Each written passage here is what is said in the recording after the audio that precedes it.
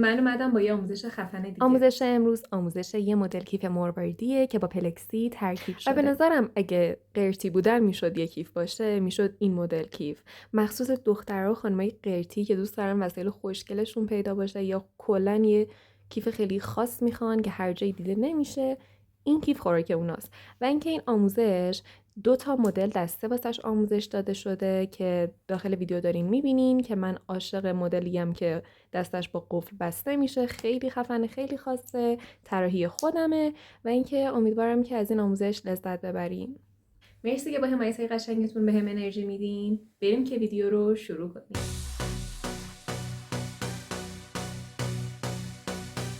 برای بافت این کیف در وهله اول احتیاج داریم به 2 عدد پلکسی. بچه این پلکسی هایی که واسه تریکو بافی استفاده میشه، همجور که میبینین دور تا دورش سوراخ داره. واسه مروارید بافی اگه دنبال کرده باشین دوره مروارید بافی و معمولا از این پلکسی های استفاده میشه که اون لبه کار سوراخ نداره، ولی من دلم میخواست دور تا دور کار سوراخ داشته باشه که من بتونم بافت زیباتری بزنم. چیزی که من تهیه کردم پلکسی شفاف تریکو بافی سایز 20، یعنی قطر این دایره 20 سانته که در طرح‌ها، رنگ‌ها و اندازه‌های متفاوت میتونین پیدا کنین و بخرین، تو اینترنت سرچ کنین. و تقریباً 300 گرم مروارید پلاستیکی سایز 10 و همچنین تقریباً 30 متر نخ ماهیگیری شماره 7. خیلی خب بچه، برای شروع اولی که از این پلکسیاتون رو جلوتون قرار بدین و الان ببینین اینا پوشش دارن. خب حالا این پوشش ها رو باید برداریم. این برندی که من خریدم، حالا احتمالاً اونایی هم که مثل من دورش کامل سوراخ و حفره داره مثل من باشه، اینا خارجی این مدلی هن. حالا نمیدونم اونایی که یه تیکه سوراخ نداره و معمولا مروارید بافی با اونا انجام میدن، فکر میکنم اونا راحت تر در بیان، ولی اینا اینجوری هن که بعد بچه یکم آب بیارین. خب بعد اینجا رو شروع کنین خیس کردن اونجایی که میخواین باز بشه. وقتی خیس بشه خیلی راحت تر در میاد. میبینین؟ و الان ما کل هم باید این ور رو بردارین هم اون سمت و 2 سمت پوشش داره همجوری که میبینین. الان بچه ها باید یک جوری نگاه کنیم باز شد. این رو بر میداریم تا جایی که مثلا یکم از این سوراخ ها فاصله بگیره. کامل نیست کاملش رو بردارین، لازم نیست کاملش رو بردارین، همین مقدار اوکیه. وقتی دیگه بافتتون کامل تموم شد اون موقع کلش رو برمیداریم. ولی الان فقط به همین میزانی که دور کار از 2 طرف باز بشه که بتونیم بافت رو انجام بدیم، نخمون به این کار گیر نکنه، به این روکش ها. خب من الان میرم هم این سمت رو برمیدارم هم اون سمت رو و بعد میام که با هم دیگه بافت رو شروع کنیم. خیلی خب بچه، به این شکل شما میتونین کامل ورش داریم، ولی واسهش این کار میکنیم چون اینا پلکسیه، مخصوصا اونایی که مثل من شفافن. خب بعد دستمون میخوره، هی مجبوریم هی تمیز کنیم دیگه. وقتی آخر سر برداریم لازم نیست یه دست میکشین دستمون تمیز میشه، ولی اینجوری واسه خودتونم راحت تره که کثیف نشه و من بیشتر واسه اینی که نور نیفته توی کار و شما اذیت نشین وقتی دارین ویدیو رو میبینین. ولی تو خونه میتونین کامل برش دارین، تاش قشنگ تمیزش میکنین وقتی تموم شد بافتتون. الان واسه شروع کار تقریبا 150 سانت که اندازه 2 دسته بازتون نخ جدا کنین. بچه چجوری شروع میکنین؟ ببینین این کار جلوتون قرار بدین و یه 2 تا از این سوراخ‌ها رو در نظر بگیرین. خب از یکیش یه سرنختون رو وارد کنین و بعد از سوراخ کناری بیاریدش بیرون به این شکل.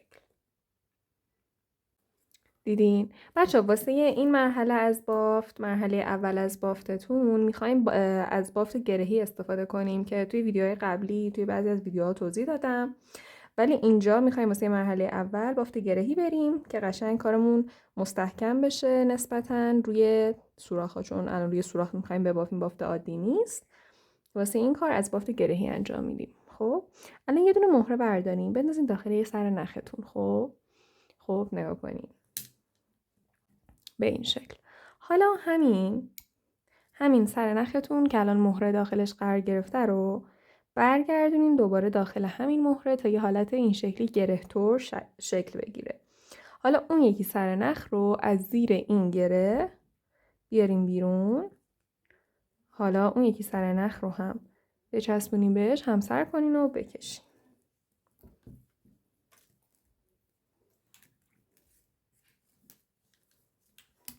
ببین بچه ها، اینجا یک گره تشکیل میشه با این بافت. الان میبینینش اینجاست که شما اینو بیارین داخل این مهره و نگهش دارین. خب این گره رو باید بیارین داخل این مهره که توی بافتتون پیدا نباشه. حالا در ادامه باید چیکار کنین؟ 3 دونه مهره بردارین بندازین داخل یکی از تله نختون، فرقی نداره کدوم. به این شکل آخری رو بگیرین توی دستتون، برین سر نخ و دوباره یه گره تشکیل بدین. همون سر نخ داخلش مهره هست رو برگردونین داخل مهره به این شکل. سر دیگه نخ رو از زیر این گره رد کنین. حالا دو انتهای نخ رو به هم بچسبونین یا همسر کنین. این همسر کردن رو واسه این انجام میدیم که دو سر نخمون سایزاش یکی بشه، در ادامه یکیش بلند نشه، در آخر یکیش کوتاه. خب حالا به این صورت اولین خونمون که یه خونه 4 تایی هست تشکیل شد. ببینین اینجا هم دوباره یه گره تشکیل شده، میبینینش اینجاست. اینو دوباره این یکی سر نخ رو بکشین که بیاد داخل مهره، وسط مهره قرار بگیره و توی بافتتون پیدا نباشه. به این شکل. مرحله بعد بافت اینه که یه دونه مهره بردارین. بچه الان ببینین یه نخ پایین داریم به سمت این پلکسیتون، به سمت این روکشی که هنوز نداشتین، و یه نخ بالا داریم به سمت بیرون این پلکسیتون. الان این یه دونه مهره رو بندازین داخل این نخ پایین. و حالا همین سر نختون که الان مهره داخلش قرار گرفته رو نگاه کنید. الان این خونتون بین این دوتا سوراخ تشکیل شده. خب این سوراخ سمت راست نه، سوراخ بعدیش اینو رد کنیم بیاریم به اون سمت به این شکل و دوباره همین نخ رو حالا از همون سوراخ اونوری بیارین دوباره به سمت روی کار به این شکل و حالا همین نخ رو از این تک مهره‌ای که اضافه کردیم رد کنیم به این شکل و حالا دو سر نخ رو بکشین محکم تا اینا شکل خوب بگیره. و حالا میخوایم این خونه دوممون رو تشکیل بدیم. الان بین دو سر نختون 2 دونه مهره هست، پس 2 دونه دیگه مهره میاریم میندازیم داخل نخ بالا و میبافیم. اینجا هم بافت گرهیه، پس دومی و آخری رو تو دستتون نگه میداریم، میارین سر نخ برمیگردونین داخل همین مهره، گره تشکیل میشه. سر دیگه نخ رو از زیر این گره میارین بالا، دو انتهای نخ رو به هم میچسبونین و میکشین.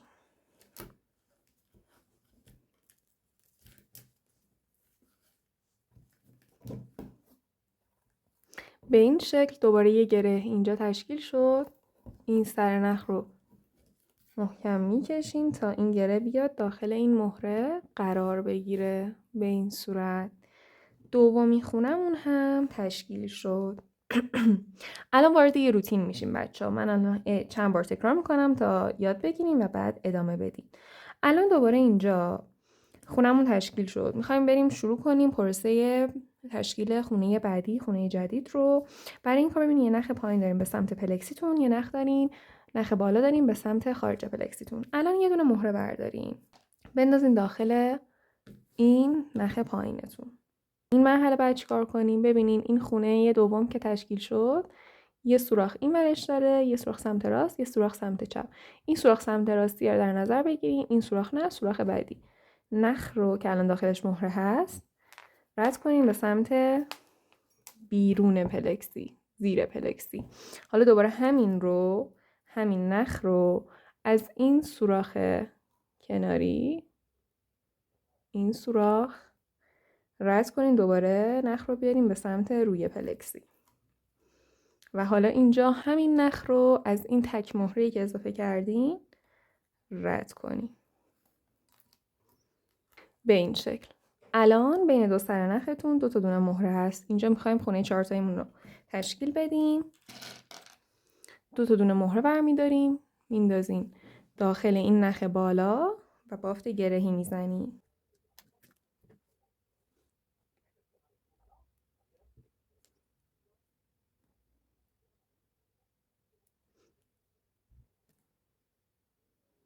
این همسر کردن و بچه‌ها همین 3 تا خونه اول اوکیه. اینجا دیگه آخرین همسر کردن و دیگه بقیه‌اش عادی میبافیم. دیگه نختون به ثباتی رسیده.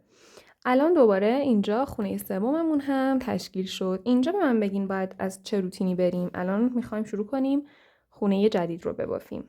دیگه ببینم چیکار کنیم. دقیقاً یه دونه مهره برمی‌داریم میندازیم داخل این نخ پایینمون. به این شکل. و حالا اینجا از این سوراخه. الان ببینین آخرین خونه‌ای که تشکیل دادیم 2 تا سوراخ دو طرفشه. خب این سوراخ سمت راستی نه، سوراخ بعدی اینجا همین نخ رو که داخلش مهره هست، نخ پایین رو ازش رد میکنیم به سمت زیر پلکسی به این شکل و بعد دوباره همین نخ رو از همون سوراخ سمت راست این سوراخ میاریم دوباره به سمت روی پلکسی و حالا از این تک مهره‌ای که اضافه کردیم رد میکنیم و حالا اینجا آماده است که خونه 4 رو تشکیل بدیم. به چه شکل؟ بگید ببینم.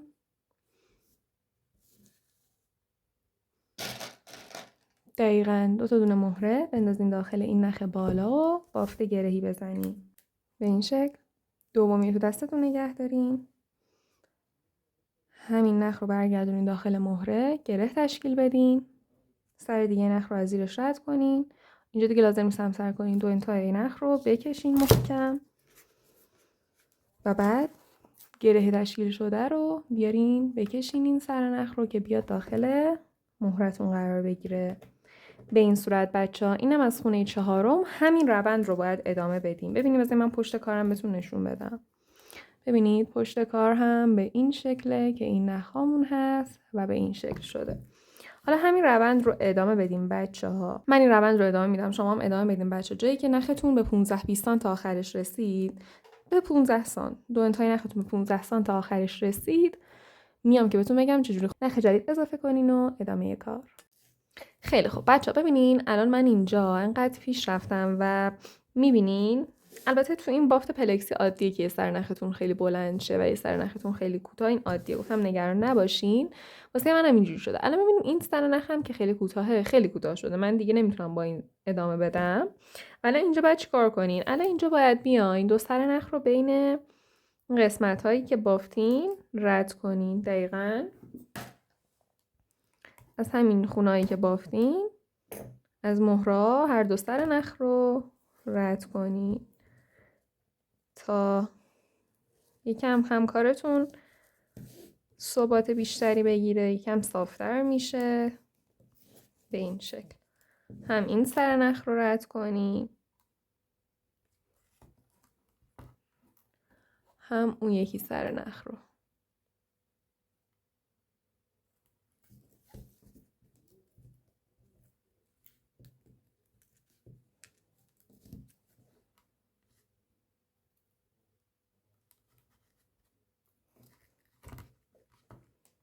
به این شکل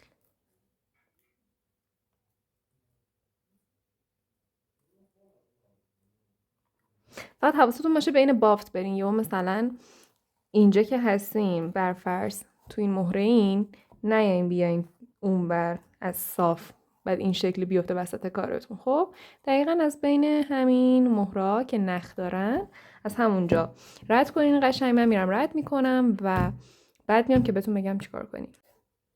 خیلی خب بچه‌ها من تا یه جا نخم رو رد کردم، الان کافیه. خب بعد بیاین الان 2 سر نخ رو اضافیش رو از ته قیچی کنین به این شکل. این یکی و اون یکی هم از ته بگیرین و ببرین. الان به این شکل بچه اینجا باید نخ جدید اضافه کنین. دوباره یه مقدار تقریبا 150 سانت نخ جدا کنین و ببینین اضافه کردن نخ دقیقاً فلسفهش به این شکله که نخ رو به شکلی اضافه کنین که قبلا اونجا بودین. قبل از اینکه نخ رو رد کنین کجا بودین؟ ما این خونه رو بافتیم خب و به این صورت بود، به این شکل بود دیگه. نختون یه نخ پایین داشتیم و یه نخ بالا، به این شکل بود دیگه. که بعد حالا فرض کنین این دقیقا همون نخ قبلی است. چیکار میکردین اینجا؟ الان میخواستین خونه جدید رو شروع کنین که چیکار میکردین؟ یه مهره برمی داشتین مینداختین داخل نخ پایین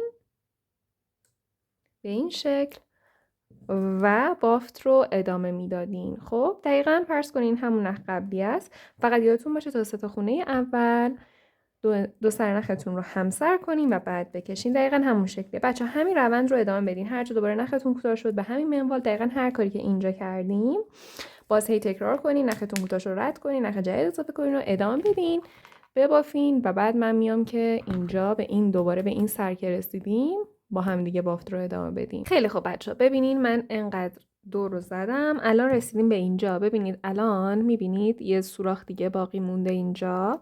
منم خونه آخر، 2 تا خونه آخر میشه رو با هم دیگه ببافیم که شما بدونید وقتی رسیدین به این دوباره ابتدا چجوری انجام بدین. الان اینجا وقتی اینه که ما اینجا یه خونه ببافیم دیگه. خب یه دونه مهرتون رو بندازین داخل نختون، نخ پایینتون، برین داخل این سوراخی که باقی مونده به این شکل و دوباره از اون سوراخ سمت چپش بیاین بالا و دوباره از همین مهره بیاین رد کنین به این شکل. 2 تا مهره بندازین داخل نخ بالاتون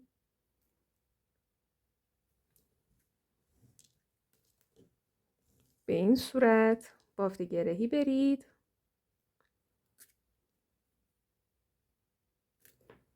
به این شکل و گره رو بیاریم وسط مهره و به این صورت. الان بچه ببینین اینجا به این شکل شده. میبینین 2 تا خونه اینجا به هم دیگه مماس شدن. اینجا وقتی اینه که وقتی یه سوراخ خالی که نخ داخلش نداشته باشین، اینجا وقتیه که ببینین داخل تمام سوراخ‌های من نخ است. حتی این کناری هم اینجا داخلش این یکی رد شده.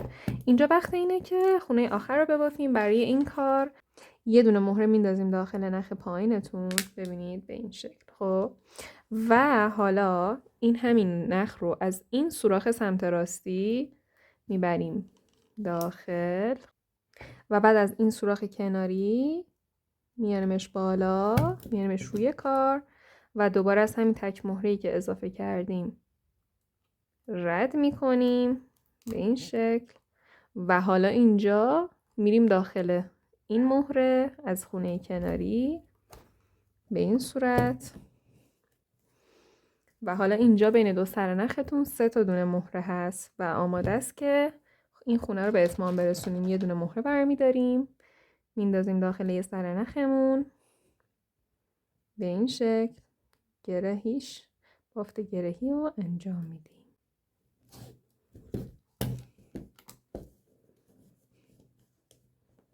به این شکل.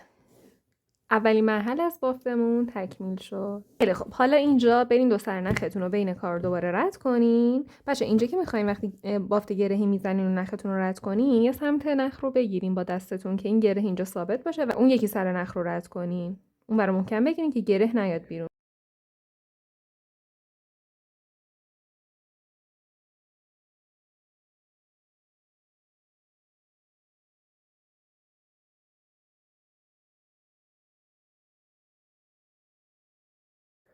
خب یکم که اینجا رو رفتیم بعد این گره اینجا ثابت میشه میتونین اون برم رد کنین. من میرم این 2 تا سمت رو رد کنم، اضافه نخ رو ببرم و بیام پیشتون.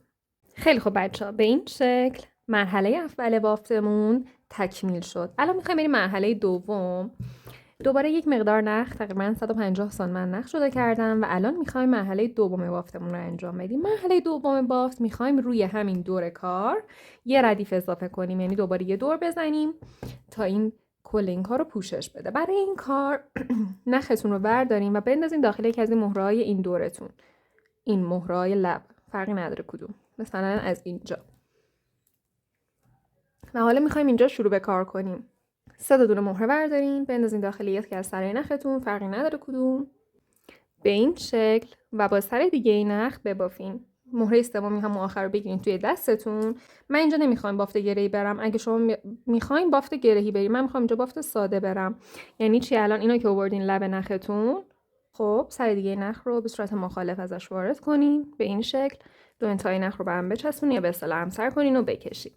این بافت ساده میشه. شما میتونین از بافت گرهی هم اینجا استفاده کنین. من این بافت رو بیشتر دوست دارم. اینجا هم لزومی نداره، ولی خب هر جوری که سلیقتونه. الان بچه اینجا ببینین یه نخ بالا داریم که به سمت بیرون پلکسیمونه و یه نخ پایین داریم که به سمت پلکسیمونه. این نخ پایین رو از این مهره کناریش رد کنین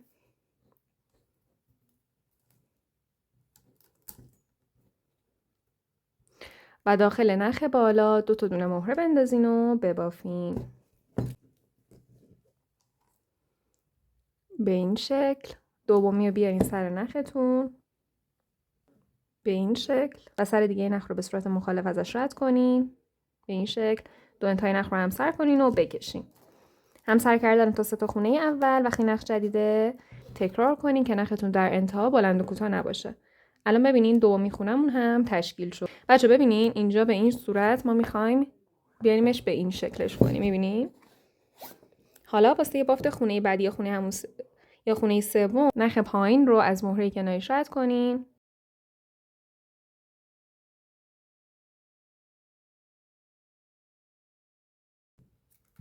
داخل نخ بالا 2 تا دونه مهره بندازین و ببافین. من اینو صاف میذارم اینجا، ولی بچه در اصل باید این شکلی باشه. اینجوری میذارم که شما بهتر بفهمین. الان اینجا نخ بالاتونه، این نخ پایینتون. به این شکل دومی تو دستتون نگه میدارین و با سر دیگه نخ میبافین. همسر کنین و بعد بکشین. به این شکل هم از خونه سوم. حالا میریم خونه بعدی، خونه چهارم. دوباره همین روتین رو بعد تکرار کنین. اینجا نخ پایینتون که به سمت پلکسی هست، از این مهره کناریش نگاه کنین. این همین جوریه. حالا بردم اینجا که شما بهتر ببینین. از این مهره کناریش رد کنین. 2 تا بندازین داخل نخ بالا و ببافین. به این شکل. اینجا دیگه لازم نیست همسر کنین. نختون به یه ثبات نسبی رسیده و کافیه همینجوری فقط ببافینش. حالا بچه‌ها ببینین روتین رو فهمیدین دیگه. هر خونه‌ای که می‌خوایم ببافین نخ پایین از مهره کناریش رد میشه. به این شکل 2 تا دونه مهره داخل نخ بالا انداخته میشه و با نخ پایین بافت میشه. به این شکل که بعد قراره اینجوری صاف نباید باشه، این شکلی خم میشه و به این صورت پلکسی رو در بر میگیره. بچه همین روند رو ادامه بدین. من میبافم، جایی که نخم کوتاه شد میام بهتون میگم چجوری نخ رو رد کنین و نخ جدید اضافه کنین و ادامه کار. خیلی خب بچه ها ببینین من انقدرش رو بافتم به این شکل. الان رسیدم به اینجا و نخم، دو سر نخم تقریبا به 15-20 سانت تا آخرش رسیده و الان میخوام نخم رو رد کنم و نخ جدید اضافه کنم. اگه بافت گرهی رفتین که هیچی فرق نداره. اینم دقیقا مثل همونه که الان میخواین نختون رو مهار کنین و نخ جدید اضافه کنین. دو سر نخ رو بین کار رد میکنین تا هم کارتون باز نشه به این شکل، هم یکم صاف و صوف بشه و محکم تر شه. هر دو سر نخ رو برین رد کنین، اضافیش رو ببرین و بعد بیاین که با هم دیگه ادامه کار رو بریم. خیلی خب بچه ها ببینین من اضافه نخ رو بریدم و الان اینجا میخوایم ادامه کار رو بریم نخ جدید بیاریم. فلسفه اضافه کردن نخ به این شکله که نختون رو جوری اضافه کنین که قبل از اون که نخ رو رد کنین. ما کجا بودیم؟ این آخرین خونه بود که بافتیم. به این شکل بود وضعیت که این نخ بالامونه و این نخ پایینمونه و الان فرض کنین این همون نخ قبلیه که این نخ پایین رو از مهره کناریش رد کنین، داخل نخ بالا 2 تا دونه مهره بندازین و ببافین. فقط نخ جدید تا 3 تا خونه اول همسر کنین و بکشین و همین شکلی ببافین. نختون کوتاه شد دوباره رد کنین و همه اینا ببافین تا اینجا رو کامل دور بزنین و برسیم به این اول کار. این قسمت که رسید به آخرین خونه خواستیم ببافین، منم میام که با هم دیگه این ردیف و این قسمت رو به اتمام برسونیم. خیلی خب بچه‌ها ببینین من این قسمت دوم و ردیف دوم بافت رو هم انجام دادم. الان رسیدیم به اینجا که خونه آخرمونه. خونه آخر بچه ها ببینین به این شکله که الان اینجا نخ پایینمون رو میبینین. باید نخ پایین رو علاوه بر این مهره از این مهره هم رد کنیم، از این دوتا مهره. 1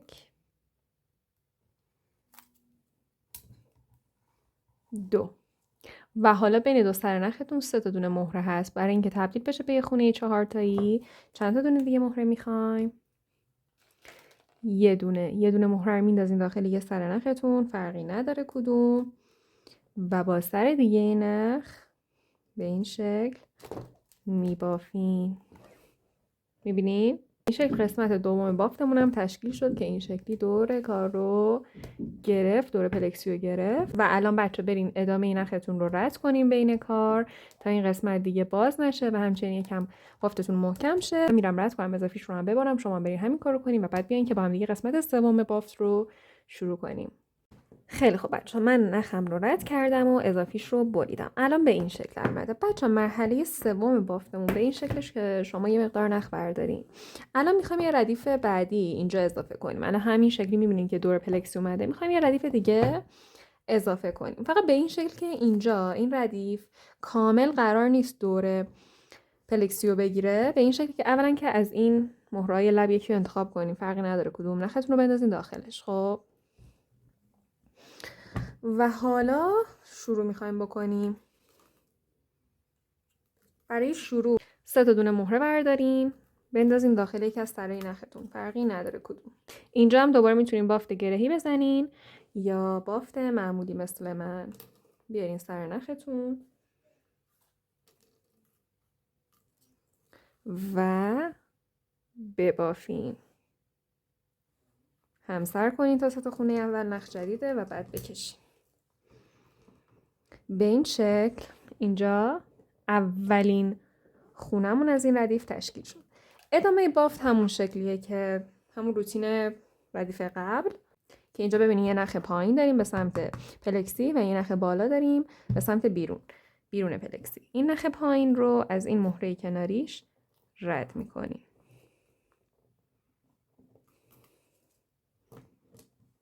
به این شکل و 2 تا دونه مهره میندازیم داخل نخ بالا و میبافیم.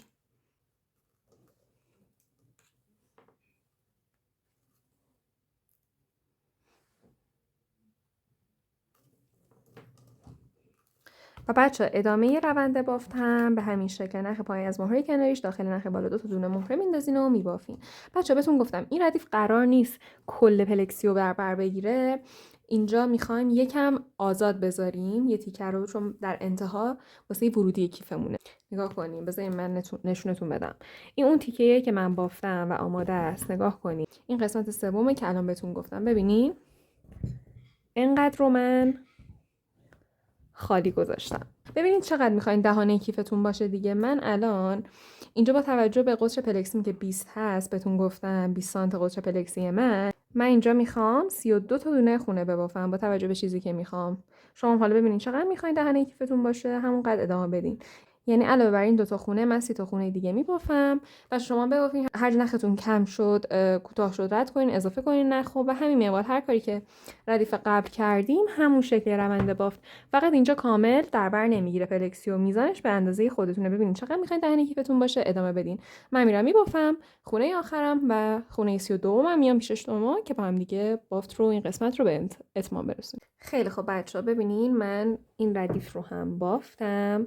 اون 32 تا خونم رو، البته الان 31 خونه بافتم. الان میخوام خونه آخر رو ببافم. برای خونه آخر نخ پایین رو از این مهره کناریش رد میکنیم و اینجا 2 تا دونه مهره رو 2 تا دونه مهره رو میندازیم داخل نخ پایین رو میبافیم. ببینیم و حالا دومی تو دستتون نگه میدارین و با سر دیگه نخ به این شکل میبافیم. اینم از این. الان نگاه کنید این همچین چیزیه که این فضا خالی شده واسه لبه و ورودی کیف. الان کار من تموم شد اینجا. برین 2 سرنختون رو رد کنین، اضافیش رو بچینین و بیاین تا ادامه کار رو بریم. خیلی خب بچه‌ها، من نخم رو رد کردم رو اضافیش رو هم بریدم به این شکل. میبینین این تیکه واسه لبه کاره. حالا که بهتون گفتم سایزش دل بخواد. حالا دقیقاً هر کاری که این واسه این پلکسی انجام دادین، تمام مراحل رو از اول ویدیو تا الان رو برین روی اون سمت پلکسیتون هم انجام بدین به این شکل. 2 تیکه رو ببافین و بعد بیاین که با هم دیگه ادامه کار رو ببینیم. برای ادامه کار بیاین پارت دوم.